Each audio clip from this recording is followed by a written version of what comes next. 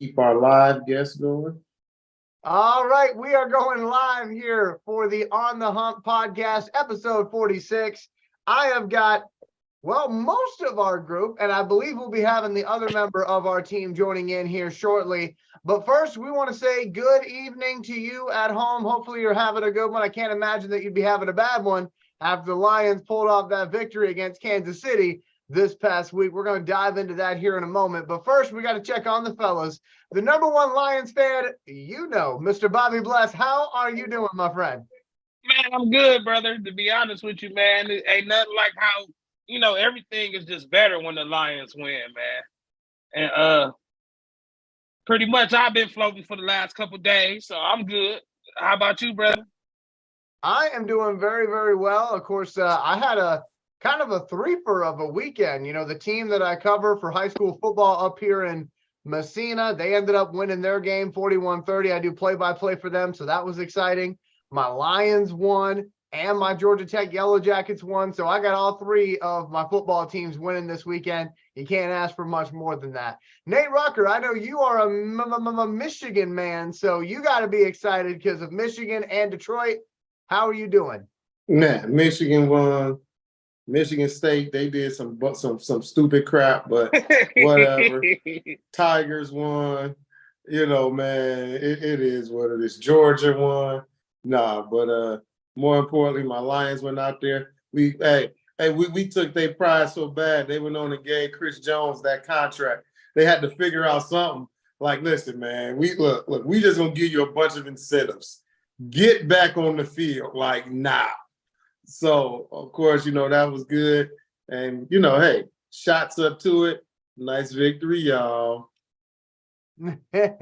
So we're going to get into all things victory. I guess you would say Victory Tuesday. That's what it's called. Tuesday. But, hey, let's first start off with Jahmyr Gibbs, because I know that there are some people out there who are not happy with how many carries Jahmyr Gibbs got. And I was going to open it up with Bobby, but Bobby, if you don't mind, I'll take this one first and I'll toss it to you, okay? No, that's your guy, I totally understand. So here's where I'm at with it, all right? I'm not going to sit up here and say that I was not wishing and hoping that every single opportunity to get this kid on the field would take place, okay? I was like most of us. I was sitting there saying, all right, let's get Gibbs in here. Why is Gibbs not over there? But at some point, I had to tell myself, wait a minute now. It's a long season. He doesn't have to be out there for every single play tonight to make an impact. And he made an impact with how little he was out there. And I also want to point out there that David Montgomery was doing a fine job. So it's one of those things where it is David Montgomery's job to lose. We all know that. Jahmyr is a rookie. He's got to earn that playing time. Not to say that he hasn't, but that was his first game. And even Dan Campbell said after the game, Jahmyr will get more touches as we go along. But they kind of used him sparingly. And honestly, when I saw what they did with Bijan Robinson down in Atlanta this weekend, it made me feel a little bit better about it because Bijan wasn't even the back for the Falcons this weekend, even though I thought he would be. So hey, I had the other guy on my fantasy. I had the other guy on my fantasy. I can't. Let's start with an A. I can't remember his name. Algier. Hey. I don't like picking running backs in fantasy, and I just got him on the auto pick, and that was cool. But anyway, I'm okay with it because I'm okay with it for several reasons. The main one is we can't be showing our whole playbook on week one. So Ben Johnson already put out in the air that we're going to be using him in many different unusual ways. I can't remember the exact quote, but I could understand with them trying to not overuse him because that's pretty much because, like you were saying, Elijah, with that kind of guy, it's hard not to just want to just feed the boy, right? So I'm with it. Like, we protecting him more than protecting us. And the reason why I say protecting him, because you can see him, man. When he get that ball, he ready. He is so hyper.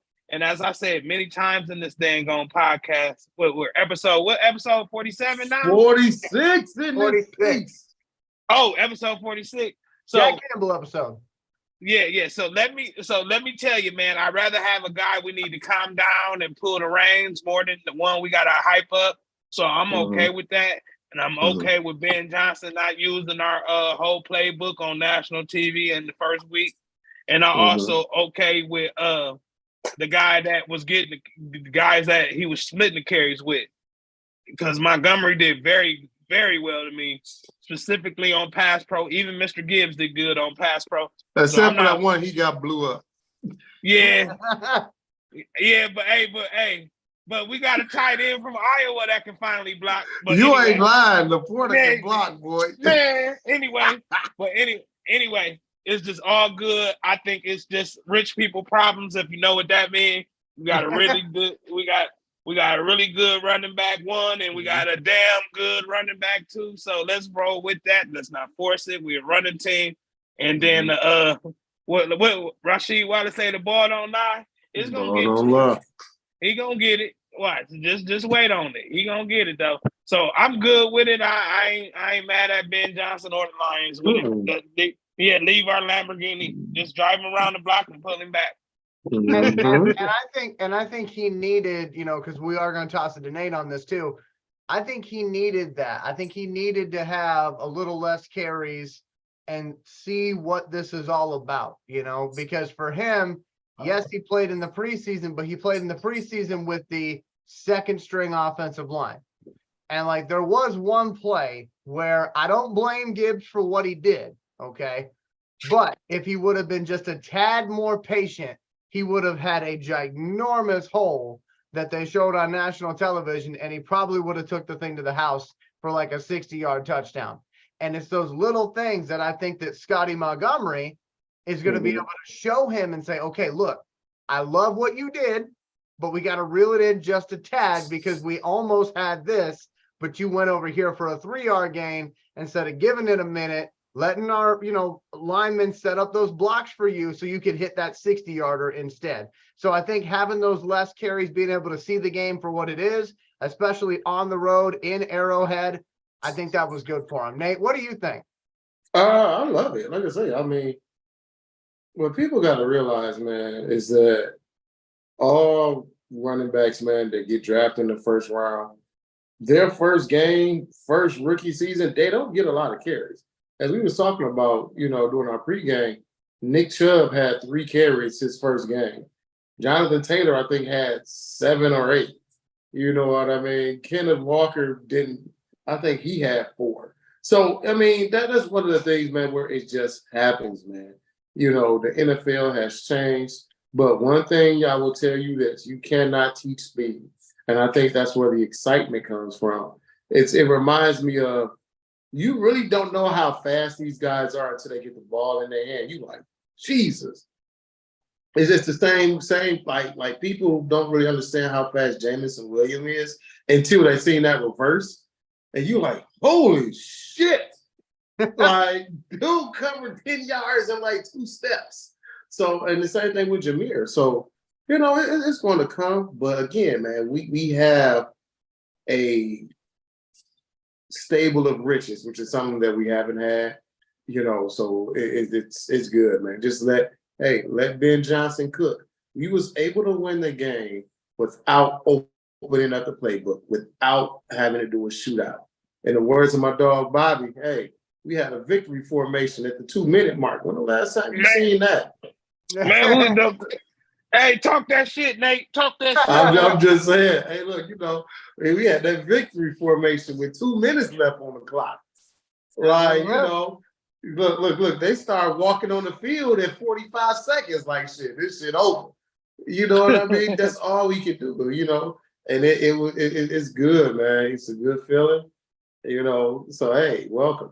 But before I pass it, I want to say, hey, Cynthia, she was the first one to comment. And then, of course, that's my mom.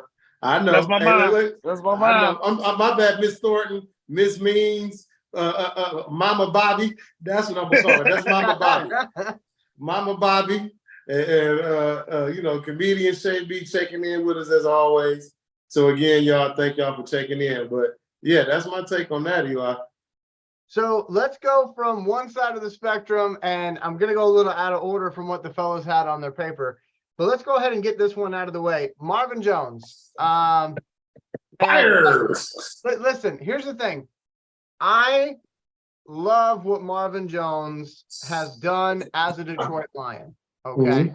I have a lot of respect for him for what he's done as a Detroit Lion. But that game against Kansas City, it was not him. It was like a very sad version of what he's older. What he used to be. And it's frustrating to see.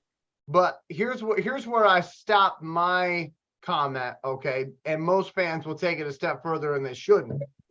It's not more frustrating for us than it is for him. Yeah. I mean, he took accountability in that locker room right after the game. He said, hey, shout out to all the wide receivers except me, and I will get y'all back here in the future. So to me, I have to believe in Marvin Jones that that's the leadership. When he says something like that he is going to get us back in the future with a great game. Will it happen against Seattle? I don't know. But I do want to ask the fellas, what do you feel about Marvin? Because Marvin was brought in for his leadership ability and for the fact that he can still get it done. But then he goes out there, he has his first fumble. He has a couple of drops in this game, not as bad as Tony did, but he has some drops in this game. How are we feeling about Marvin's role on this team, and what do you expect from him this season, realistically, now that we've seen how he is? Let me go to Nate first. Well, it goes back to our episode we had 5 episodes ago. I think it was 41. And we talked about who would be the Lions' number 2 wide receiver. And of course, we had our different picks. But this is why I said I wasn't so sure about Marvin Jones, especially after what I seen during training camp. Like, he didn't have that burst. Like, he was running high. You could tell, like, the age and how he was coming out of his routes that, he was not that guy that, that we first got.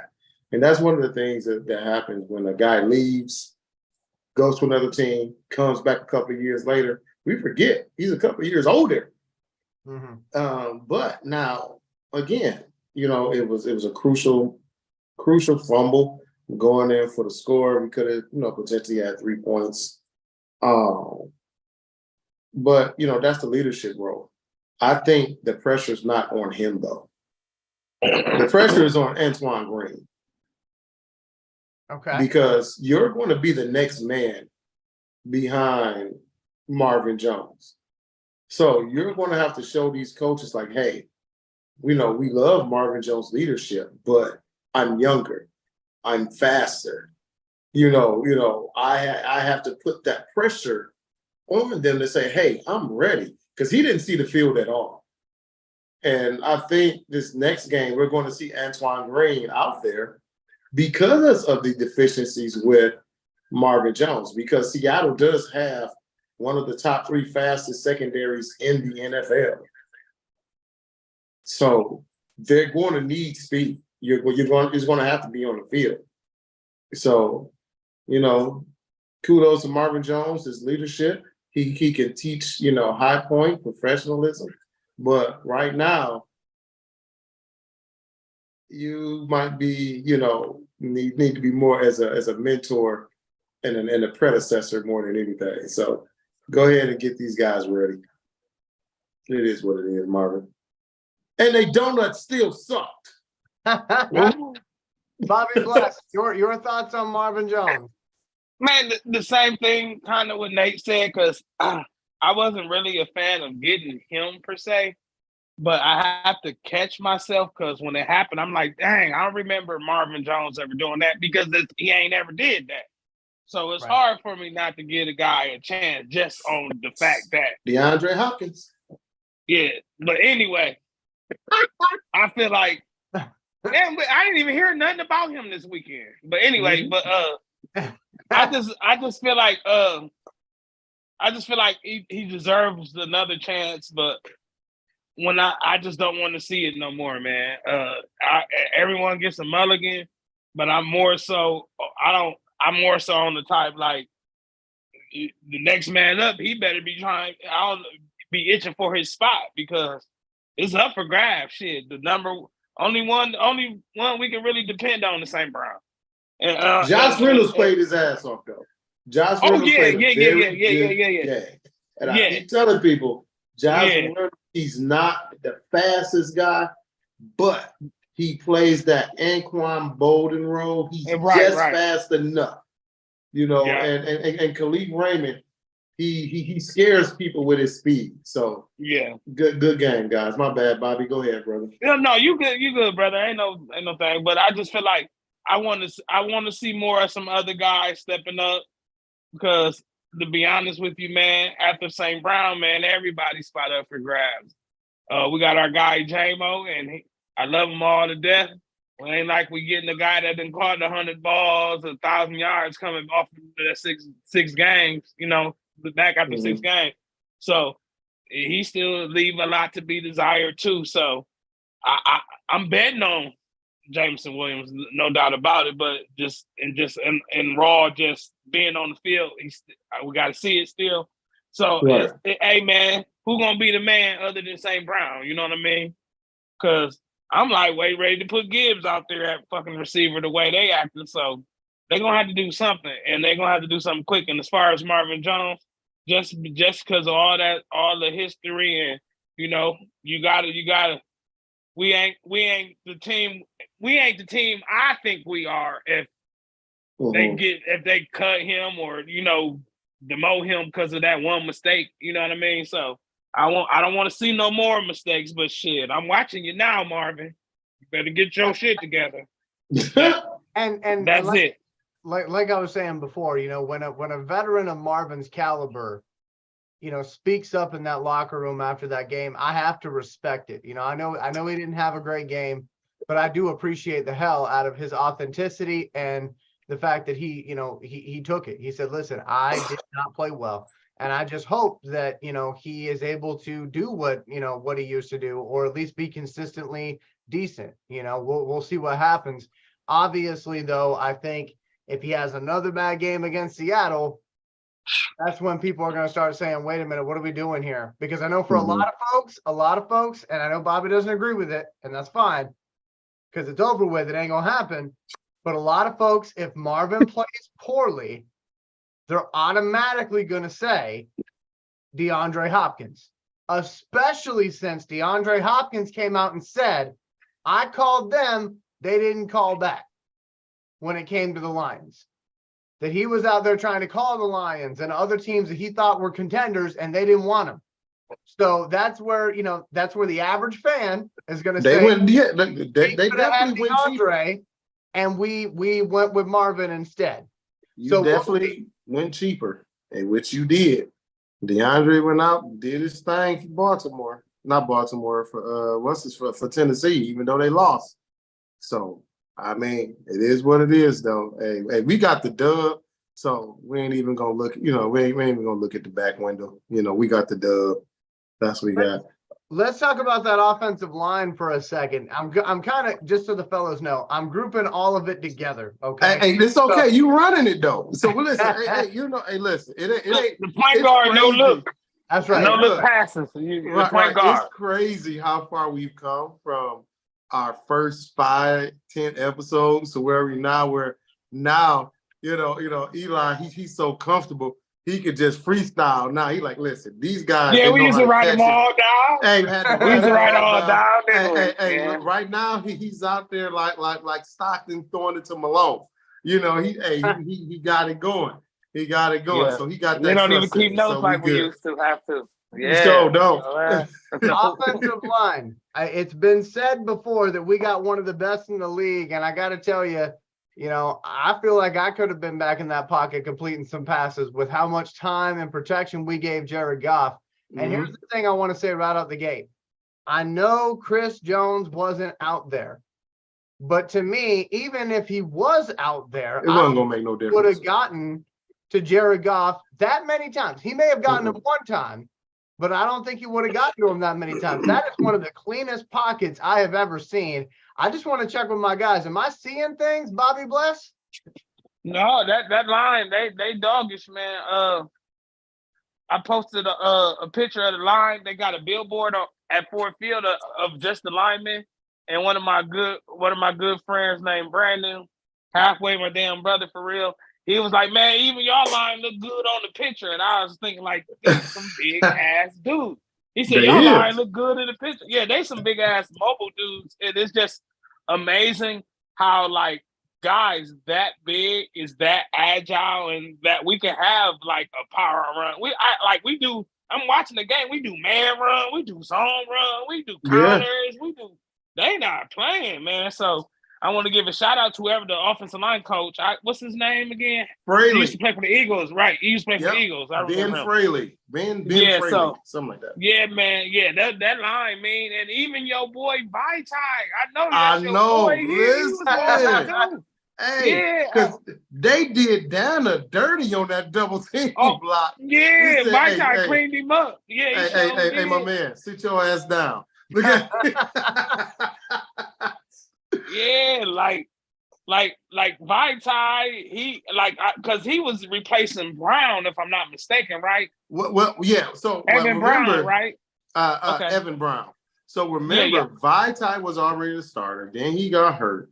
Then Evan Brown came in and was a utility lineman. So of course, he was all over the place, but he was primarily the right guard while Vaitai was out. So. I mean, he had some bad games, but I gotta give Big V credit, man. I ain't got nothing to say about it. Like, Nate. If we wrong, we wrong. You feel me? I ate that dirty sock on him. I ate that dirty sock. Yeah, because Vaitai, he better than him, Brown to me. From what I've seen, he's definitely more physical. He's way better than him, and Brown wasn't bad.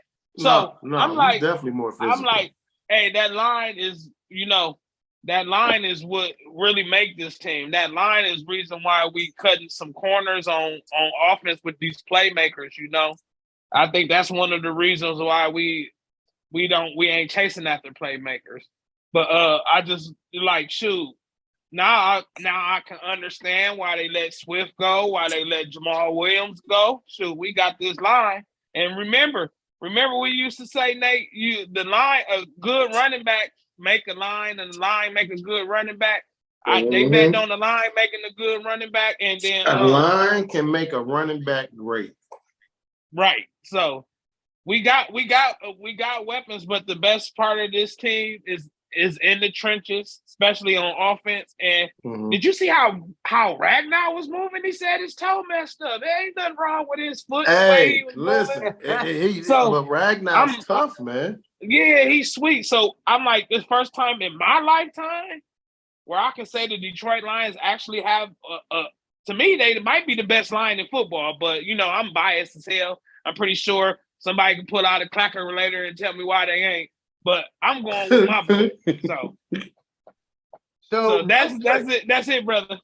Real quick, before we go to our next subject, just want to put a heads up out there. We are looking for likes, comments, and subscriptions tonight. Okay, that's what we're looking for. So if everybody who's watching right now could do me a favor and hit that like button for me, that would be greatly appreciated. And if you could subscribe, we would love it as well. Trying to get to 1,000 subscribers here on our YouTube channel. Right now we're at 428, and we're getting up there little by little, man. But that's right. Come on, y'all. Come on. In the words of Dave Chappelle, give it to me, baby. Oh man. Okay, so our next subject, let's talk about Jared Goff. All right, Jared Goff. We got to talk about Jared Goff. He is now 2-0 against Patrick Mahomes. Don't say that part too loud around a Kansas City Chiefs fan; they'll get defensive. But he is 2-0 against Jared Goff, or 2-0 against Patrick Mahomes. And Jared Goff has currently, as far as I know anyway, the longest active streak of not throwing an interception. Now, I'm going to be quiet on this one. Please do. I'm going to toss it over here to Mr. Bobby Bless. Bobby, you believed in Jared Goff. This is your boy. Look, let me tell you something. That's your boy, Hey, Blue. I'm telling you, man, that's my guy. You feel me? But to be honest with you, man, it's just what he don't do that really helps us. And what I mean by that is like those he don't make the risky throws. It seemed like he even got his check downs where it's like he not risky. He's standing behind that line, but he got a good line. So typically somebody with a good line to hold the ball. He's still getting that thing up out of there. It's just when you are a lack of weapons, you can't make mistakes. You can't make risky throws. You gotta want to punt the ball more than you want to force it down the field. And I like that about Jared Goff because it's a lot of, even last year, we a few plays away from winning the game, losing the game, almost all of the game. And when he doesn't turn the ball over, it seems like we win. And it's not like usually you see the quarterback, and like I always say, Elijah, the quarterback don't got to be the hero every fucking week. If he just call the game in front of him, not make the mistakes, you'll be in positions to let other people on the team do their thing. Like, for instance, he didn't force the ball in the first half. First thing out the gate, that gave Brian Branch, a chance to steal the ball and tie it up. So now when he get the ball, it's a new ball game. You feel me? As soon as Brian Branch gets that touchdown, we got a new ball game, and then he continue to get the running game, chain audible to the right runs. Because believe it or not, I think our last quarterback used to audible to the wrong way, that kind of shit. So I feel like he even setting these running backs up in a good position. His line know where he at, so he know how to, his pocket presence is wonderful. And for someone that don't have a number one receiver, he sure is accurate. And that means he know what his guys is going to do. That's why he out in camp summertime with them dudes. He learned all that back then. So now you can see that coming to fruition. Josh Reynolds is a guy most people other than Lions fans ain't gonna know who the hell is. But that's his, security blanket, if I could say so. Mm-hmm. Even Amon-Ra St. Brown. But see, the thing is, they believe in Goff. That even though Goff ain't the strong arm dude, they know if I get right here in this spot, he gonna get it to me. Mm-hmm. And I also like the thing about Jared Goff is when the receiver mess up, and we don't got a bunch of Jerry Rices and Randy Moss future Hall of Famers in our damn receiving corps. When the receivers mess up, you never see him like, oh my God, and, yeah, you know what I mean. So it's hard not to like what he's doing. And as far as that record, he's like 40, 50 passes away from the all-time record. And just not giving the ball away is the reason why we've been winning since we was 1-6. That Jared Goff turnovers is correlating with us. Lack of turnovers is coordinated with us winning. It's just plain as day. We done went up against many different defenses. We done went through the whole division. He know what he's doing. He know that Ben Johnson playbook, and it shows, man. Jared Goff, you could tell like Jared Goff, if he get married or something, he'd be at his wedding reception throwing balls to the receiver. He is all the way invested. So I'm telling you, man. I'm telling you, we got somebody that care, man, and keep it up, Jared Goff, because you're making me look like I know what I'm talking about. So just briefly, I'll add a little bit to what Bobby was saying there regarding Jerry Goff. So I feel like our division has become the division of the game manager, because every division has different identities when it comes to the quarterbacks in that division. You look out in the AFC West, that's all about the gunslingers. You got Patrick Mahomes out there, Justin Herbert out there. You got Jimmy G. Jimmy G has his moments, and you got Russell Wilson, who used to be known as a gunslinger. In the NFC North right now, you've got Kirk Cousins, who's a game manager. You've got Jordan Love, who I'll say it, I think he's a game manager. And if he doesn't throw a bunch of interceptions, Aaron Jones will probably keep the Packers in most games. Our game manager is not a bad thing, though. It's not. It's not. I'm not saying it's a bad thing. I know. No, We know that. No, in general, when people see game manager, it sounds like it's a guy with what do you say? One ass cheek and three toes, or whatever the fuck you say, man. But I'm just when you hear game. Our division, I think, is full of game managers. Even Justin Fields, I know that, things are looking pretty bad for him right out the gate, but I think what it's going to come down to as far as who wins the division is what game manager doesn't make the crucial mistake. That's what I think this division is going to come down to as far as quarterback play is concerned. Kirk Cousins, he's been known to throw that crucial interception. Jared Goff it ain't 4 o'clock.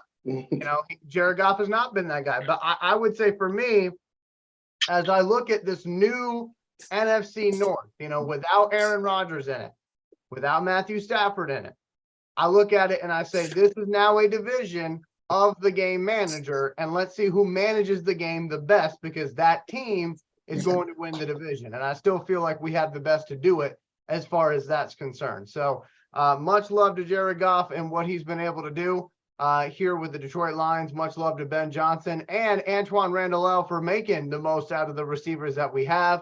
Hopefully we can keep that going against Seattle, because I know that they're pissed off because of how their last weekend went.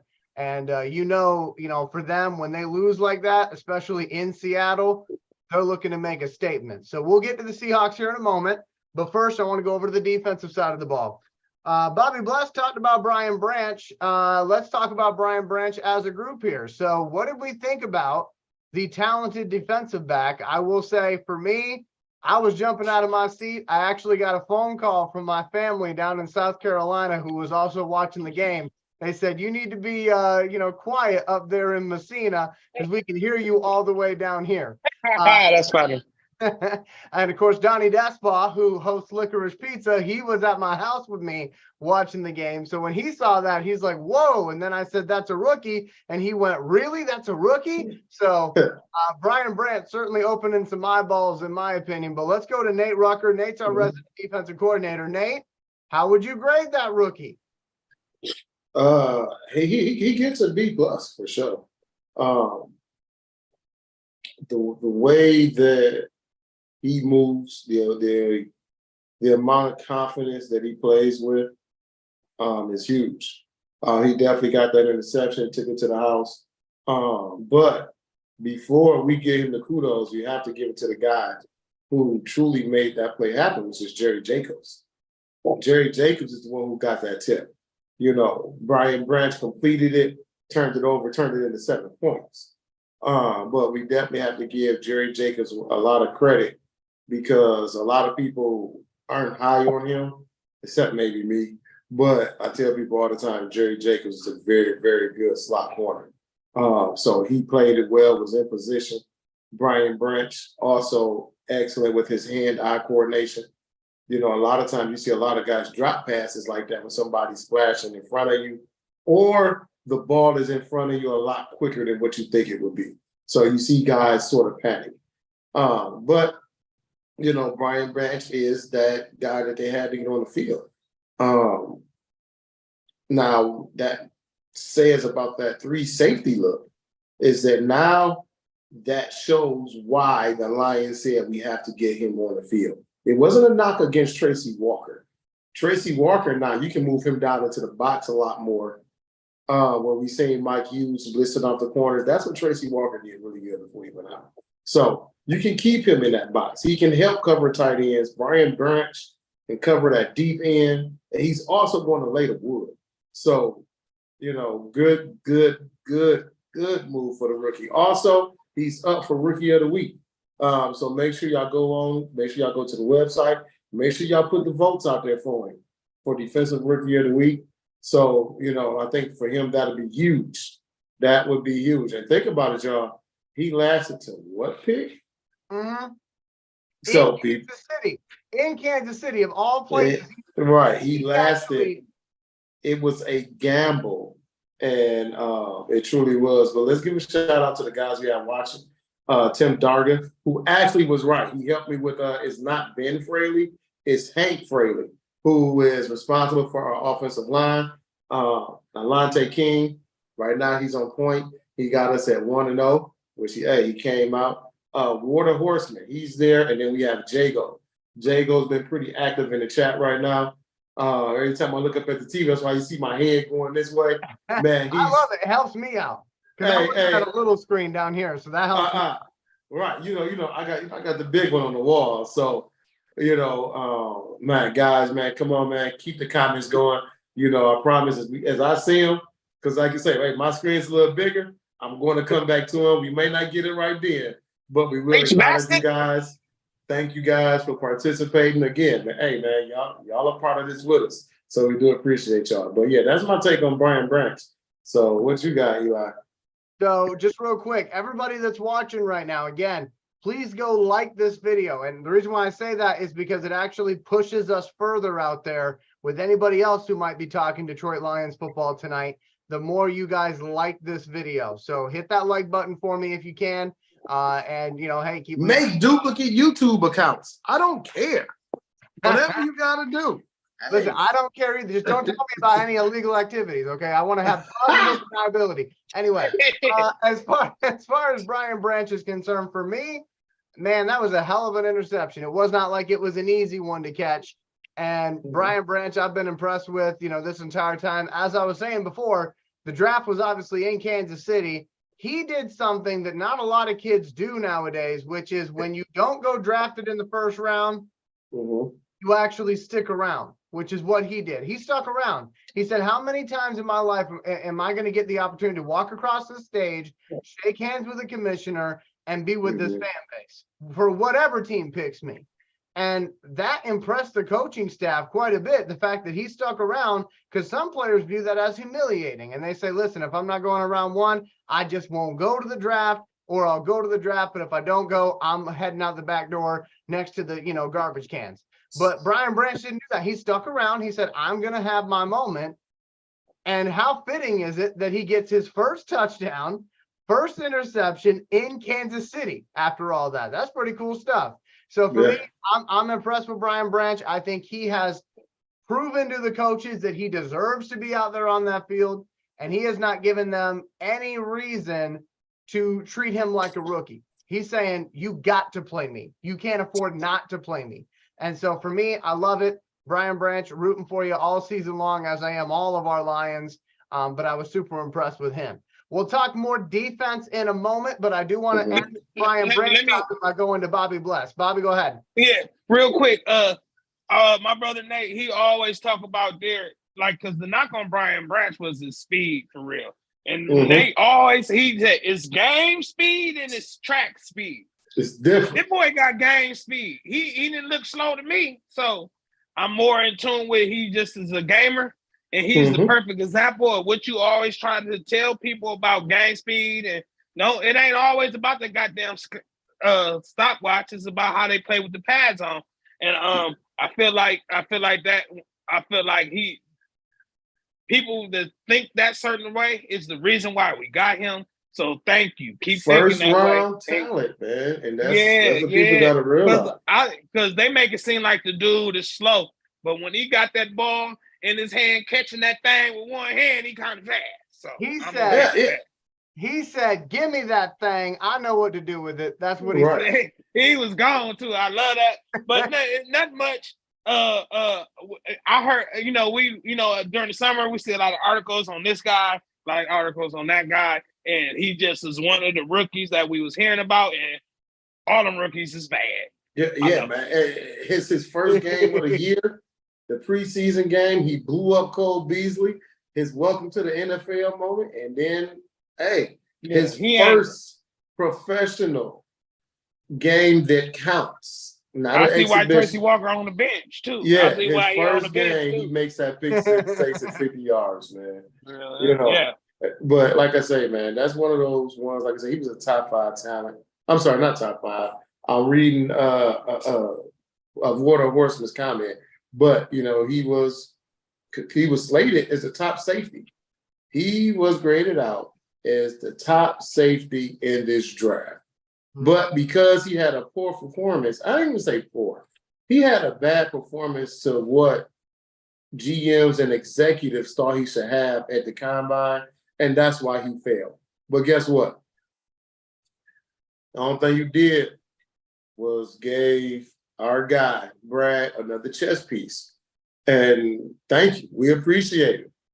As BB. Zaloni said, is the missing. We got the missing pieces to our defense. The missing or piece. something. Yeah, that's what he said. He said I felt like we were there, but we were missing some pieces. And now we got them. You look at Brian Branch, you look at the leadership of Chauncey Gardner Jr. Hey, is this like the WWE, WWF? The mouth of the South, Jimmy Hart. You got the mouth of the North and Charlie Gardner Jr. Yeah, that boy. Yeah, he talk all day. Hey, he talk all day. Hey, like my boy George say, talk that talk, George. Hey, but he talked that talk and he walked that walk. Yeah. So let's tippy toe here into the defensive conversation from last week. But what we're gonna do is we're gonna talk defense. Then Bobby's got to show y'all something that he got at Lids. Y'all know what time it is. So that'll be coming up here in just. You know what time it is. Bobby might be broke this year. Before. Hey, I'm gonna take out a loan. No, you know what? I'm gonna call you about. I'm gonna start that with you for every win. Hey, that's what I'm gonna start doing. I'm gonna get me a new hat. Look, I'm gonna jump on the train. I'm gonna get me a new line. Either it's gonna be a hoodie, a t-shirt, or a hat. For every win, I'm gonna get me some Lions. Hey, that's what I'm gonna do. Hey, I'm gonna come with you, man, and let you swipe your card. I know that. Listen, I'm the most. You got more points than I do. Hey, we can work it out. We'll talk about it. I am the most generous person I know with somebody else's money. I'm just saying. Tim say he give a ski mask. Tim say he give him a ski mask, baby. Let's go, Tim. So they might feed us lunch and Nate walk in there, and they might get catering to make Nate walk up in there. That's funny. The black card. Whatever. Let's talk about that defense. Okay, so for me, I was super impressed with the defense, and I am so sick and tired of hearing about how Travis Kelce wasn't out there. Like, so sick and tired of that. Get over it. It's the NFL. You know, it's next man up mentality. That's what they always say. But it's funny how that don't apply to certain teams. Right. They suddenly lose. But let's talk about our defense. I think our defense played a hell of a game out there. I think they kept us in that game in moments where the offense was struggling, here and there. But I also had this feeling of something about this defense is different. And I don't mean scheme-wise. I just mean feeling-wise. Because I remember when we went to the playoffs and we had Ndamukong Suh, we had Ezekiel Ansah, we had all those guys. And what I remember distinctly about that defense was we had hardly a secondary at all. Like it was like our defensive line was the focal point. If we can get to the quarterback, there you go. Okay. But I feel like on this year's squad, we have a good defensive line. We have a good linebacking unit. We have a good secondary. I need to see more before I say we have great in any. We had a good secondary too then, though, Elijah. Yeah, I've been saying we did. Yeah, you tripping, Elijah. He tripping. Hey, he tripping. Darius Slay, Trayvon Wilson. What was the other dude? Fuck. Came from Baltimore. DeAndre Levy led the league in interceptions. Shit. No, him too. But the dude that came from Baltimore, he was the safety. Ahead-of-bow. Oh. Yeah. James Ahead-of-bow. James Ahead-of-bow. I thought he was a baby, Elijah. My bad. No. I do remember those years quite fondly. But my point is that and again, it's just my opinion. I felt like our defensive line was feared. The rest of it was for sure. Okay. The rest of it was all right. But the defensive line was what scared the shit out of everybody every single week. Fuck yeah. With this defense, I don't feel like it's any one thing that scares people. I think the whole thing is solid. It That's my does. point. And that's It where I feel does. like it's different. It feels different. Mhm. It feels like you have somebody playing chess, not checkers, as a general manager, which I'm Agreed. high on Brad Holmes and how he selects people. So I just feel like this defense, we're good at all levels. We don't go into a game saying, man, I really hope that Aiden can get enough pressure so that it hides our deficiencies.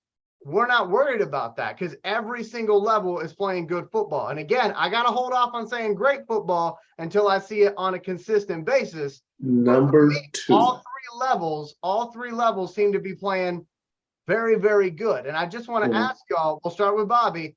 Do you feel different about this year's defense?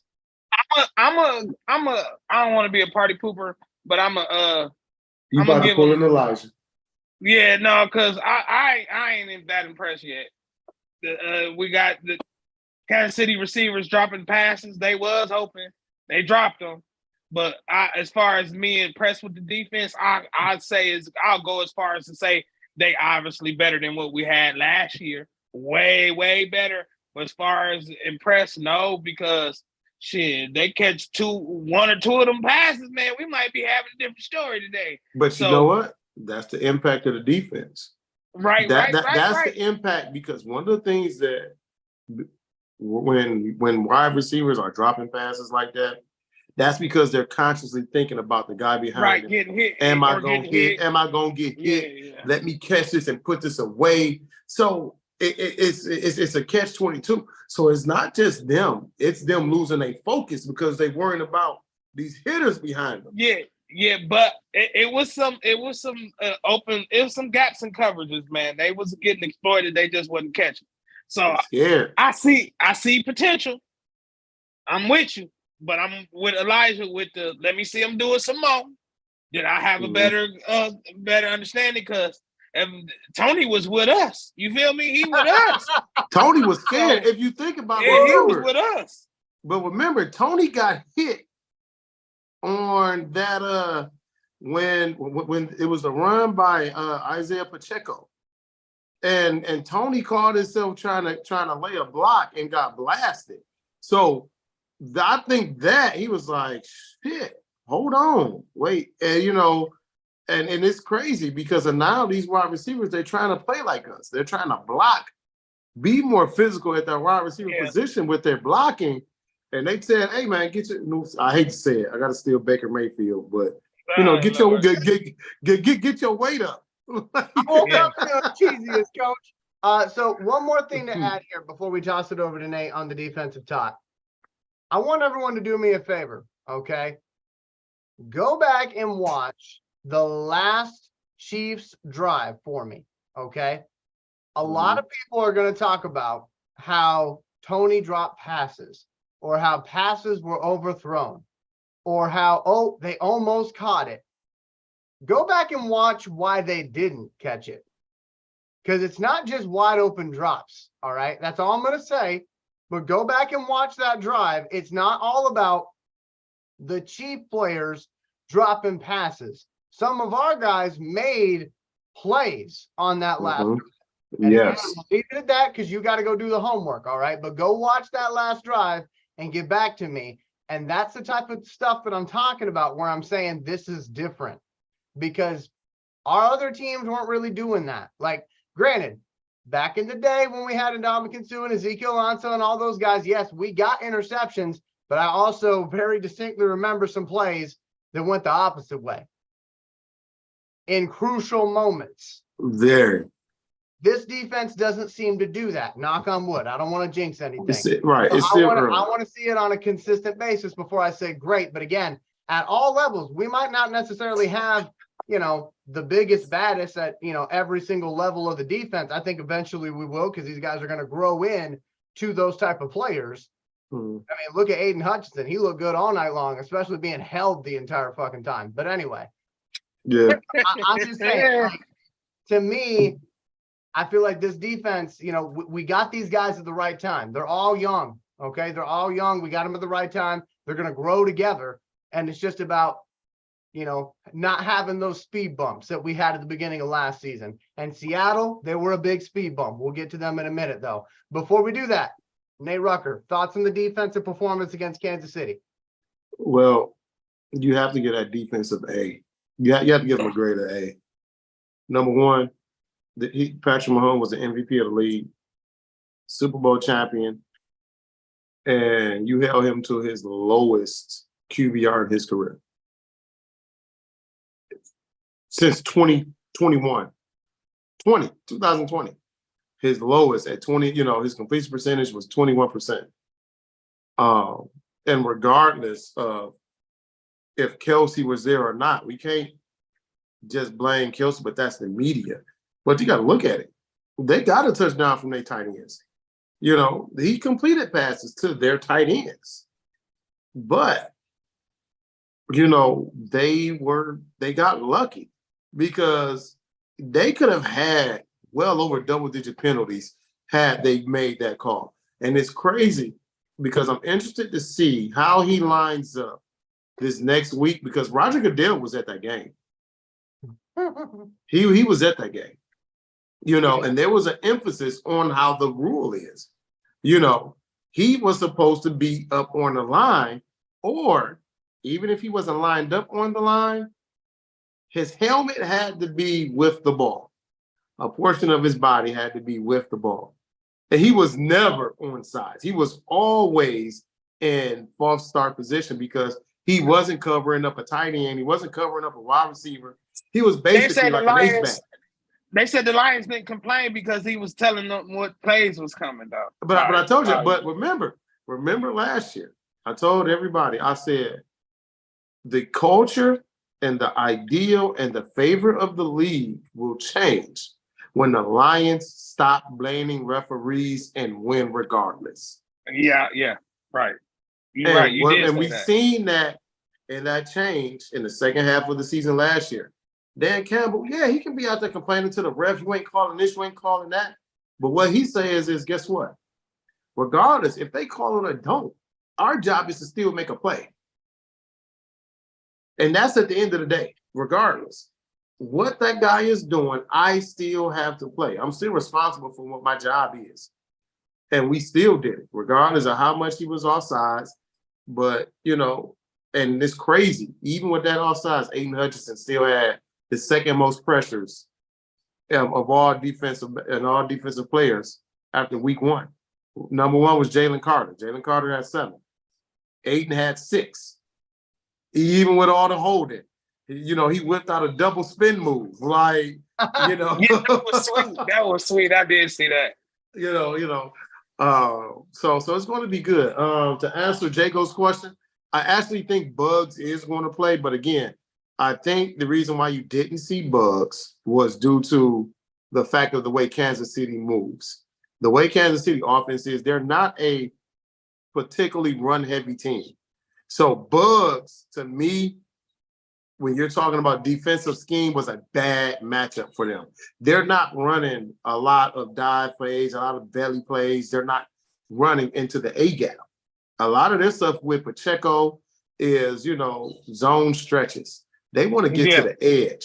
So to me, that completely eliminates Isaiah Bugs out of the game plan. But against Seattle, who love to run the ball between the tackles, they're run heavy.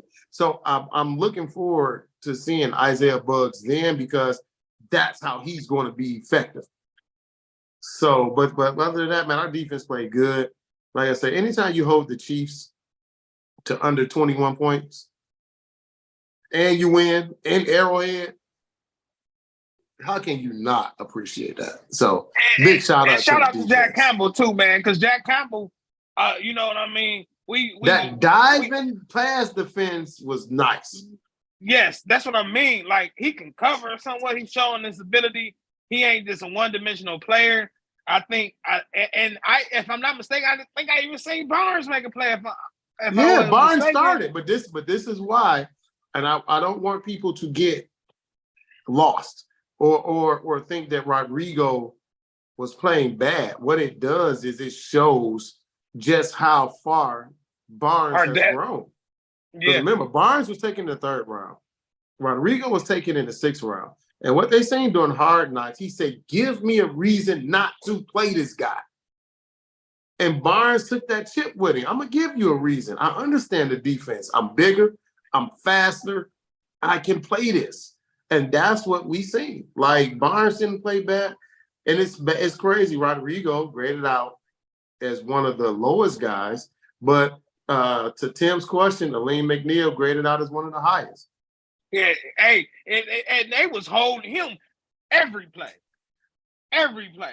For real. They had him up by the neck and shit. They wasn't even calling that, but I didn't see now one of them players complain, dude. I ain't Don't seen complain. Or, we just got to do our job. Let the coaches do theirs and let us do ours. I love it. To put a bow on this defensive topic from last week, I just got to say how glorious it felt. Because I laughed my ass off when it happened. When they finally did call Juwan Taylor for a false start, it was crucial. It was a crucial moment. At a critical moment. And I said, there's that penalty that would normally go against the Lions going against these motherfuckers. I'm like, finally. A crucial moment. I put in the chat. 74. He lining up and jump. He lining up offsides and jumping offsides early. And then Elijah put every damn time. Every damn time. I'm pretty sure my neighbor now knows the actual rule on where they're supposed to line up because I was that loud. But again, when they called that on the last drive, I was tickled pink. I was like, you got to be shitting me. I'm like, not it goes against the other team and not us. I'll take it.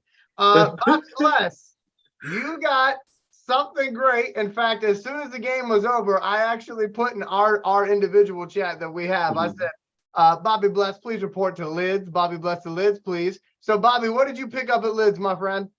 Well, yeah, this year, guys, I said, you know what?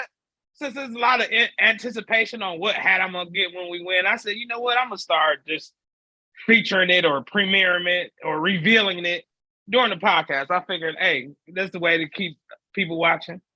So I went on to the mall and drum roll, please, Elijah. Man, I went to the mall. I seen a whole bunch of hats that I haven't seen before because with this Facebook, they always spamming me hats going down the timeline and stuff. so it feel like I already had. When I see a hat, it feel like I already had it for real.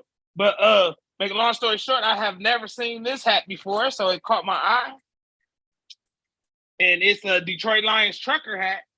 I hope you can see it look really good on here. Yeah, okay. Yes, I see the mesh in the back. Yeah, and then what I like about it is you see how that Detroit is in cursive, man. There's something about that cursive on them Lions hat that always draw me to it. And the only Lion logo is this actual one on the side. It's a snapback, of course. All this head, man. I need as much room as possible. It's fluid. Ain't that what Stephen A? It's fluid. But anyway, make a long story short, yeah, man, this is my hat of the week, and I figure I'm gonna start revealing it on the podcast because I figure, hey, man, why not? Shoot, this that thing right here, though. But like Nate said, he gonna start buying all the hats for me, or something like that. But, no, I don't know what I heard. Hey, no take backsies, no take backsies. Hey, we gonna throw the flag. That's not what I said. Hey, ain't that the commercial? Throw the flag. Yeah, throw the flag. I said me. I will start getting it myself. Yeah. Me, I will join the merch team and start getting myself when we win. I did not say. Damn, that little writing always gets you, man. It's always little ass writing, man. You have to read the fine print under where you sign your name. But anyway, man. Like I said, hopefully I'll be going to Lids a lot, and I can't wait to go again. So pretty much this, it got the name of the hat. I don't know what the hell to say on here. It's a Detroit Lions home style, some old shit. I don't know. But I got a bunch of hoodies that match with it, all kind of stuff. But and you know what? I was in and out of the mall so fast, I didn't even get a chance to look at next week's hat. So you probably already know what I'm picking. who I'm picking to win this week. But make a long story short, man, I love my hats, man. It just like it helps me commemorate every win because at the time when I started, just a full disclosure, we wasn't winning that much. So I wanted to buy. We wasn't winning that much, so I needed a memento for a win. So it became the hats. Now it's just a part of me, and like I said, I got so many hats. I'm actually running out of room to put these damn things. Hats and sports cards. It's just sickening around this house. But I'm just that ain't a problem. That's rich people problem. Nate probably could tell you more about that than I could. Shit. But go Lions, man, and I can't wait to see next week hat, man. And like I said, man, we're gonna start doing, even though I'm gonna give me a hat every week, but I'm gonna start just doing it on the podcast, man. That way I can explain what I was looking at and what was my thoughts on the hat, why I purchased it, that kind of stuff, and try to get people, if you can, man, go on the hunt page and show me your favorite Detroit Lions hat.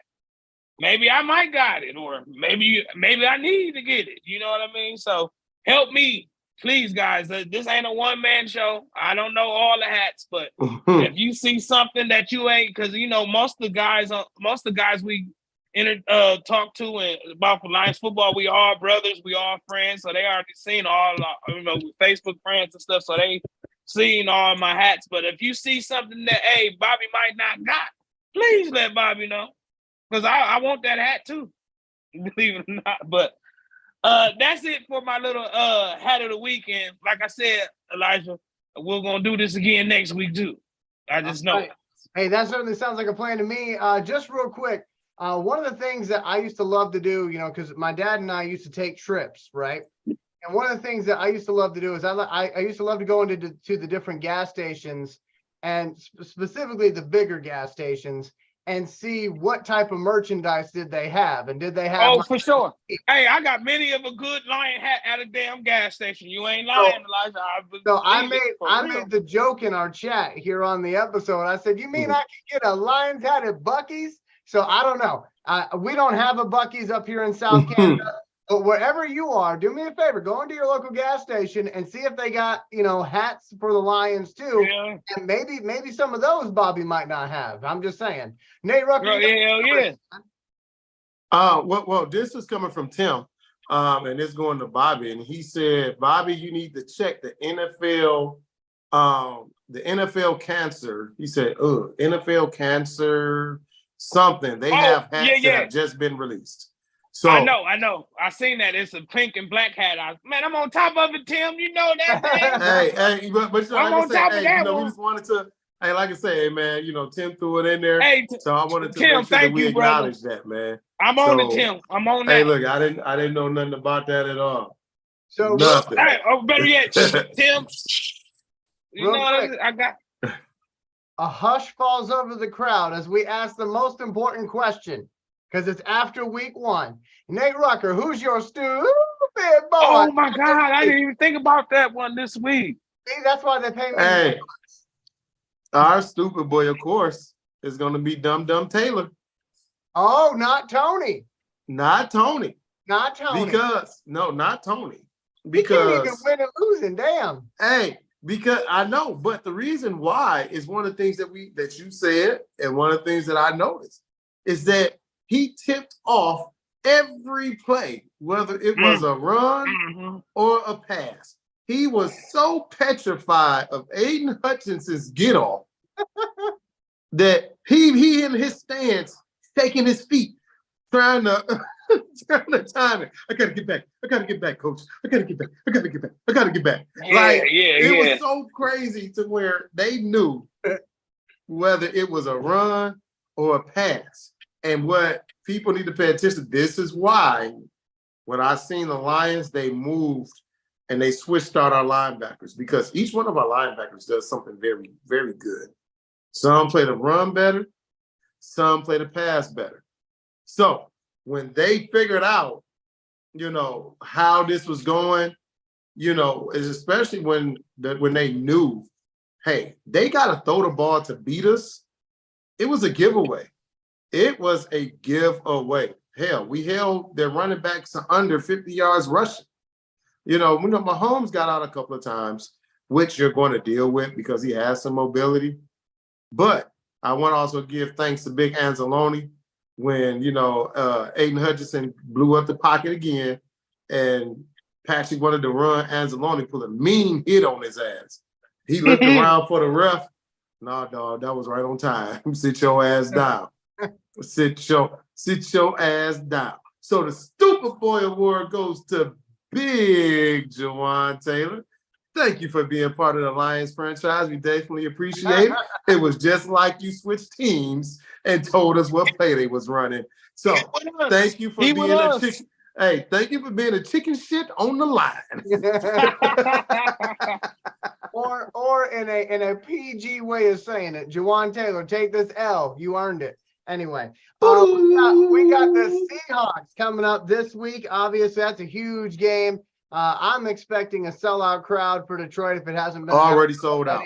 Yeah, they don't even have. I think they're almost sold out of even standing room tickets. So, and the standing room is in the upper mezzanine, which is in between the lower level and the second level. So right now they're even almost out of those. And it's not like in previous years where the Lions would buy up the tickets and then, give them away. So now, unfortunately, y'all, one of our little hacks we used last year where you would wait to get your tickets, closer to the game where they would be discounted. It's kind of over with. So if you ain't take advantage of that last year, you definitely can't take advantage of it now. and do not be going around Ford Field Stadium saying that Nate Rucker said you could do this, that, or the other, because he will not bail you out. He's too busy getting Bobby more hats. Anyway, let's take Seahawks keys to the game. Okay, Seahawks keys to the game. For me, I think this one comes down to the man who was kind of the boogeyman last year for us. That is Mr. Geno Smith. Now, here's the deal. He did not look particularly great against the Rams. In fact, he had a funny moment where he was mic'd up. Aaron Donald came unblocked, and he said, he said, "Oh, shit." And he said, "Oh, my God." Is what he seen him come up that middle. He got rid of that shit so damn fast. So all they said was, "Oh, my God." My thing is, we can't let Geno do what he did last year to us, because last year, Geno's coming out party where he solidified himself and probably even got himself that contract was against us. Okay. I like how you make it sound like it ain't your fault, but go ahead though. No, listen, right. You catching that though, right? I told everybody, I said, watch out for Geno Smith. Notice how I'm not saying that this year, because I don't want to speak into existence. But again, we gotta maintain Geno Smith. Okay. We cannot let him run all over us because he does have that ability. He did that last year. We also got to watch out when we're calling our blitzes. And I feel like this has to do more with the players we had out there last season. I don't think it'll be an issue this year, but Nate knows exactly what I'm talking about. When we lined up to sell out, to just hit somebody, and we hit nobody, and Kenneth Walker went off. And I can say this. He after that game, Aaron Glenn never caught a zero blitz again. Good.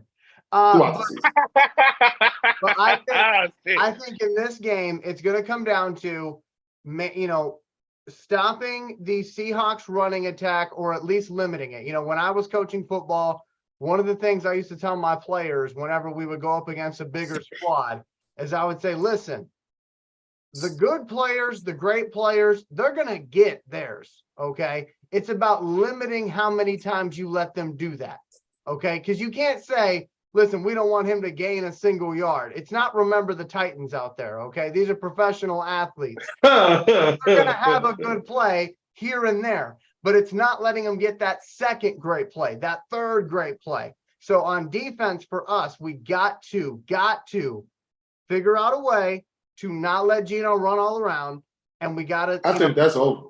We have to force them to throw the ball to win it, and I think if we do that, we should be fine. Those are my keys to the game, Bobby. I'll throw it over to you. I want to see them do a better job of covering receivers. Honestly, not saying they did a horrible job, but I wasn't that impressed with them. And I would like to see them see who is the guy going to be covering DK Metcalf, man, because he's a monster, man. I want to see what kind of you think so? I think so. And then Emmanuel Mosley supposed to come back, but with the way we play our secondary with our safeties, he's going to have somebody over the top of him. So yeah, so pretty much, and I want to see them. I want to see a damn receiver show out too. If I think it's going to be real important that we have, even amongst them all together, we need at least a 300 passing yard game, man, just to be able to not be so one dimensional. So I know we can run the ball, but like Nate said, they stacking the box on us now. So we got to get them out that box. You know what I mean? And we're gonna have to run the pass. Usually it's pass the run. You know, that kind of. So we passing the run. So I'm interested to see that. And the one thing I want to do is I just want to see us revenge. This is the part of that revenge tour. Believe it or not beating them last year was the reason why our ass was sitting at home. Mm-hmm. So let's avenge that, cross that off the list, and move on. The funny thing is, the way I see it is being able to beat Kansas City. I mean, we should be in every game. There should not be no game that we don't have a chance to win. So it just raised my expectations for this team. And to be honest, I'm looking for a multiple touchdown win against Seattle. Be honest with you. So I want to see us really put our foot down because we went to the top of the mountain last week. No shade against Seattle, but if we the team that I want us to be deep down in our heart, that everybody want us to be, we run through Seattle. So let's see it and put it in motion, you know? That's it, brother. One thing that I did not mention, I did see it in the comments, though. I checked my tiny screen down here because I promise I'm not ignoring anybody. I'm looking at I got you. I did see a comment, though, about how both tackles for the Seahawks are hurt. That's what I was about to address. Oh, for real? With the left tackle and right tackle on both of them. Both the only reason I did not mention that in my comments is because Dan Campbell even said in his press conference, you know, he's not putting much stock in that until later on in the week, because right now they could still potentially come back from those injuries and play. They're not going to be as good as they would be if they were 100%. But again, I'm taking a note from the coach, which is don't count on those guys being out because it is only Tuesday. But let me toss it over to Nate. Nate, keys to the game against the Seahawks. Well, you took it from. That's what I was going to say. Sorry, also, man. No, you're fine. And I don't think they're going to play. One of them, because like I said, they just signed 42-year-old Jason Peters, the anemic one, to come in, get some reps over at left. So to me, that right there tells you that left tackle for sure is not playing. And if anything anybody knows about Jason Peters, he's a quitter. So he will be lined up across from James Houston, across from Charles Harris. So I think that we should see a lot of pressure on Geno Smith. And the way to beat it is to force him to pass the ball. Don't let him run. Now, I think they're going to keep a safety over the top of DK. So the underneath coverage is going to be huge because that's where Jackson and Jigma is going to try to make a living. So we're going to have to watch that those short to deep passes. Make sure we're watching this guy underneath. A lot of pressure on Geno. As we seen, I think our pass rush is definitely better than the Rams, even though they do have Aaron Donald. But if Elaine McNeil continue to push the pocket, Levi played very well against Kansas City with him being our pass rusher and them guys coming from the outside. My boy Chuck Harris did too. Charles Harris is getting back. Yeah. So the quarterback pressures were there. So I think last week Geno regressed back to the guy that we knew him to be 2-3 years ago. So we're hoping that, same thing. Simple shit. Defense, continue to keep the pressure. Be sound in our run game. And so, no more, we don't need no more of that blitzing, no more zero blitz, none of that goofy shit. Again, and so, hey, I think that we should easily go ahead, beat the hell out of them. 30-14 would be an easy win. So that, hey, we get another victory formation with 2 minutes left. Kneel, game time. And I will say my prediction I just looked it up in my book over here. My prediction for this game from a few weeks ago was Lions 35, Seahawks 10. So Nate saying 30-10. Bobby, quickly score prediction. 24-14. Okay. So there's a couple of things that are happening at this game that folks want to, you should know about if you're a Lions fan. I'll admit one of them I knew about, one of them I didn't know about. Let's do the one that I didn't know about first. Nate Rucker, there's a call to action in this game. What's going on? Yes, Chauncey, our resident loudmouth of the North, that new vocal leader of that defense, Charlie Gardner-Johnson has said that we have some of the most ruthless fans in all the NFL. And he's calling for the ski mask. He said, hey, I want everybody to come out with y'all blue ski mask on. We doing away with them paper bags. Bring them ski masks out. This is not the same team. We want people to fear us. We want people to know, hey, we here. We taking it. That's what he's saying. So anything that you know about ski masks, they back in the day, they were robbers. They were stealing, taking things that they wanted. So that's what he said. Hey, we taking victories this year. It don't matter if y'all wanted them or not. We taking them from y'all. So he wants everybody to go out, get them a blue ski mask, put them 3 little holes in it, and rock out. Call to action, baby. Call to action. And then the other thing that's going on is Barry is getting himself a statue. That's right. Barry Sanders getting a statue. And obviously, I can't think of very many other players that are more deserving for this franchise than Barry Sanders. I think someday you will see a Calvin Johnson statue out there too, maybe next to Barry. You never know. But this weekend's all about Barry Sanders. He's getting that statue.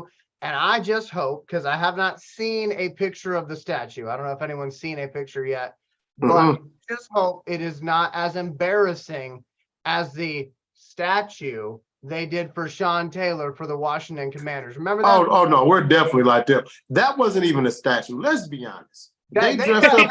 They went and took a mannequin from Walmart. No offense, Bobby, but they went and took the mannequin from Walmart, put a helmet on it that did an old helmet, a mismatched jersey.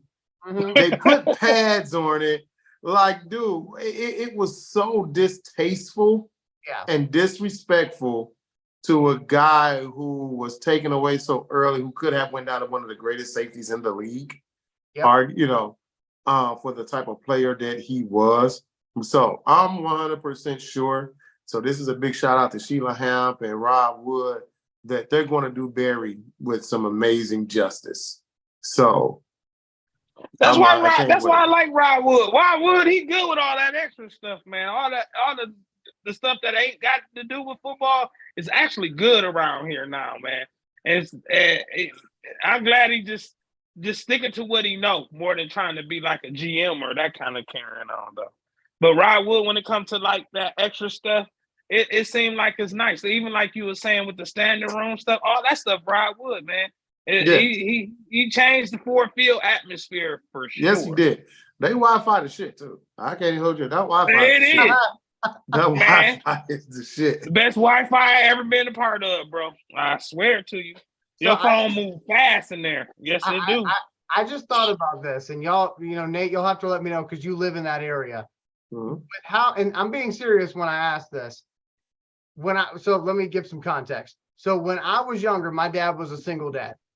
And so when we wanted to go, get a movie that we could watch at home, we go to the library because that's where you could get free movies, right? We had to go and find deals where deals were, were to be had. So my question is, with that Wi-Fi being as great as it is, for kids that live in Detroit who don't have access to internet for their homework, are they allowing them to like come in the stadium and do their homework? Now that's something I do That not would be know. nice. That would be nice, but That is something that I'm going to look in, that I definitely can look into and just see, are they allowing community access to the stadium, or to the field? I mean, that is something that I do not know, so I can't say yes or no on that. But I definitely will look into that. I know they have a lot to do with the after school programs, and letting the Pee Wee teams play on the field. They split they split it up on the two halves, and you have two teams on one end, two teams on the other for the Pee Wee side. They allow them to play on the field, so that's good. So I cannot say how they do use that Wi-Fi, but I definitely can look into that so that we get some information. I think that would be great for the Lions to have like a homework club or something, to help out those kids. that Wi-Fi crispy, man. I remember in arena football, back in the day, Philadelphia Soul, they used to have a homework club. So they would, during the games, if kids, hadn't gotten all their homework done that week, they could actually go get their homework done real quick before the game, and the players would be in there kind of helping them out. Oh, that's sweet. That's nice, though. I never heard of that. That's so that would be pretty cool if the Detroit Lions did that. If they don't do it, obviously, I'm sure it's something they're probably kicking around because they usually are 5 steps ahead of us as fans. But right. I'm just looking at it going, you got all those seats, like those kids could really use that, if they don't have internet at home. But anyway, we do have an offer for you at home, and it comes courtesy of Nate Rucker's wallet. So Nate, go ahead. So, Bobby, go. So, I will be sponsoring anyone who predicts the accurate score of the game. So, this ain't over, this ain't under. You hit this score directly on hammer to the nail. You hit it right on top. I myself will purchase you an On the Hunt t-shirt. I will be purchasing an On the Hunt t-shirt. You will get to choose whether you want it in black with the blue writing and blue decal on it, or the white with the blue. So again, it will be your choice if you predict the right score. So, hey, that's my call to action. You predict that score, and guess what? Our first giveaway of the year will be a t-shirt coming your way. And if you're wondering where to put your prediction, okay, I'm going to tell you this right now. After the video. We have no control over the fact that YouTube deletes the comments after the video is done. So what we want you to do is we want you to message us on our On the Hunt Facebook page your prediction. Okay, so you're going to hit that message button. You're going to message us on our On the Hunt Facebook page your score prediction, because that'll go right to Nate's phone and Nate will be able to see it. So message us on the Hunt Facebook page. You'll see our logo. You'll see our videos. Chances are you've already liked and shared it. If you haven't, I'm sure you do that too. But again, send it to us via message on our On the Hunt Facebook page. And what's the deadline? Or they can post it regular. They don't have to they don't have to do a direct message. They can also post it regular. Go ahead and create a post, and you can say, hey, my score prediction for the game is going to be blah, blah, blah, blah, blah. When the deadline, though? The deadline will be Saturday. Ooh, he's giving them all the time in the world. Hey, I'm giving you all the time to think about it. So, Saturday, 12 p.m. You only get one prediction, right? Yeah, one prediction. The prediction for the score Saturday before the deadline is at 12 p.m. So you put those. I appreciate everybody. Tim, War, Jago. I appreciate y'all putting y'all scores up here now. But go to the On the Hunt Facebook page. that you guys have liked and everything, you can message us or you can post it. And that way we know who you are, we know who's done what. And if you get it correctly, I will contact you directly so that you can put your information in, and we will have a t-shirt coming your way via Elijah Winfrey Studios. That's right, my friend. So hey, one other note for y'all, and it's not Lions related, but I'll throw it in anyway, just because why not? So we are getting ready to start pre-production on our third feature film from Elijah Winfrey Studios. It's called Fourth Coast Killer. It is a slasher film. It's also kind of a thriller film. Think like Halloween, think Zodiac, that sort of deal. And I want to let you know about it because in January, we're holding public auditions. So it means that anybody who watches this show, if you think you can act at all, if you've been told that you're an actor or a goofball or whatever throughout your entire life, here's your chance, okay? So if you want to get, so if you want to get killed with a popsicle stick, you're welcome. Sign out, player. But like I said, I am trying to get these two fellas and Reggie involved in that film. So you might be seeing them making their big screen debuts as well. But like I said, in January, we will be hosting open auditions for that. And one other note for you, just because I think this is really cool, and I know the guys would agree with me on this. Don Despa, he is another gentleman who is a part of our studio. He does a podcast. Licorice Pizza. Licorice Pizza. It's all about music. It's about his favorite bands, and you know, he goes through kind of their different albums and what songs does he like on each album. He's going to be coming up on 17 episodes here in 2 weeks. I just think that's really cool. So check that out on our YouTube channel. I also have a show on our YouTube channel called Movies That Moved Me, where I talk about the films that made me want to get into filmmaking. So if you're curious about that, you can check that out. Again, just in general, check out all the things on our YouTube channel, because obviously we know you're here for Lions football. We're here for Lions football too, but there are other things that we do on this channel to keep you entertained throughout the week. So check those things out. With all that being said, I think it's time for closing remarks. We're going to go to Bobby Bless first. Revenge tour, beat Seattle. Every time I even see that damn Sea Chicken logo they got, I just think about He called it a damn sea chicken. Yeah, that damn sea chicken. Yeah, that damn Sea Chicken logo. Every time I see it, man, I'll be thinking like, damn, they the reason why we at home, man. We was at home in the playoffs. The reason they stopped the fairy tale run we was on because we was the hottest team in the league before we had to shut it down. And it's because we didn't handle our business then. I don't want no damn shootout. I want somebody to get stumped out. Victory formation. So that's my message. And, you know, I just hope all my brothers have a good week, man. Stay safe. That's about it. Nate Rucker. Redeem team. Hey, check it out. We took that L last year.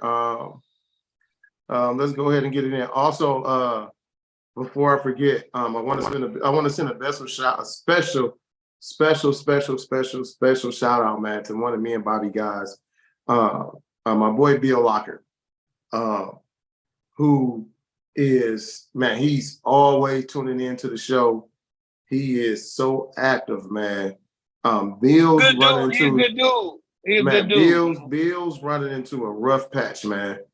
So I really, really would appreciate, man, if everybody, when y'all say y'all prayers tonight, when y'all praying for the people that mean something to y'all, send a couple of prayers out to the Bill Locker. I'm not going to put his business out there. He talked to me, you know, confidentially. He's got, man, instant contact with me, man, whether text or telephone. But it is it's very needed, man. He's going through something that's real tough, and being a man and trying to still handle certain things and keep your head up. Anybody knows that as men, we don't always say something's bothering us because we truly feel as a man that nobody cares. You know, if we say anything, it's a sign of weakness. If we open up, it's a sign of weakness, so on and so forth. You know, we've been groomed and born to protect, to provide. You have to be that stable. But sometimes, man, certain situations hit us so hard that we're unable to stand on our own. And that's where you guys come in. So you guys can do a big one for me. Make sure y'all pray for Bill. Big Bill, man, I got you. You are my brother. And it's just important, man. Anybody that knows Bill, man, know he's got a great heart. So he's going through a really, really rough patch. So make sure, man, that y'all send a couple of prayers up for him. I promise you, he will appreciate it. All right. Obviously, best wishes to Bill. Again, that's Bill Lockard, who is always tuning in, as Nate said. So, Bill, best wishes to you, man. So with that, for my closing remarks, I'm going to add a little football and then say what I usually say. So football-wise, you may have noticed I'm wearing my Georgia Tech Yellow Jacket shirt tonight. They got a big game coming up on Saturday night at 7:30. They're going to be in Oxford at Ole Miss. And I'm not going to give you a prediction on the game. I don't know how it's going to go, but I will say I've been impressed by the offense for Georgia Tech this year. They got a transferred quarterback, Haynes King. He used to be at Texas A&M. Now he's at Georgia Tech, and he's been lighting it up for Georgia Tech. They're averaging like 39 points a game right now. So check them out. Ole Miss, they're pretty good this season too. At 7:30 on SEC Network, I'm going to be watching that one. And I'm also going to be doing, obviously, a high school football game on Saturday. But while I'm at that game, I'm going to be looking and scoreboard watching. South Carolina is at Georgia. And the note that I want to leave you with as far as this game is concerned, obviously, to hell with Georgia, because I hate them. I love Georgia Tech. Don't be that way. But I can't stand him. everybody is going to tell you this week that South Carolina's got no shot. They might not have a shot. But I will give you an interesting tidbit. Shane Beamer, he's the son of Frank Beamer. Frank Beamer used to coach at Virginia Tech. Most of us know that. Shane Beamer last season went into Death Valley with his South Carolina Gamecocks, and they beat Clemson to break their 40-game home winning streak. So he's got success going into other people's stadiums and having his 42-14. That's what Nate thinks, but he's a Bulldog fan. Okay, he's a Bulldog fan. But again, that game, I believe that game is at 3 or 3:30, Nate. Which one? 3:30 on CBS. So you can check that out and then watch my team. Bobby roots for Toledo, so I don't know when Toledo plays this week. Toledo won. They won 71-3. They won 71-3. Listen, that and them damn suck eyes. Listen, hey, I don't know, how they were able to get the deaf and the blind on their schedule, but congratulations to Toledo. Anyway, they shouldn't have came then. They should have stayed deaf and they should have stayed blind. They're out there playing. They're out there playing Mother of Mercy Academy. Anyway, cool. Anyway, hey, until we talk again, for Reggie Funchess, for the #1 Lions fan, Mr. Bobby Bless, for Nate Rucker, for myself, Elijah Winfrey, and all of Bobby Bless's desk ornaments that we did not see. I didn't feel like I forgot to get them. It's okay. It's okay. Hey, be good to yourself. Be good to others. Obviously, prayers up for Bill. Hey, we'll see.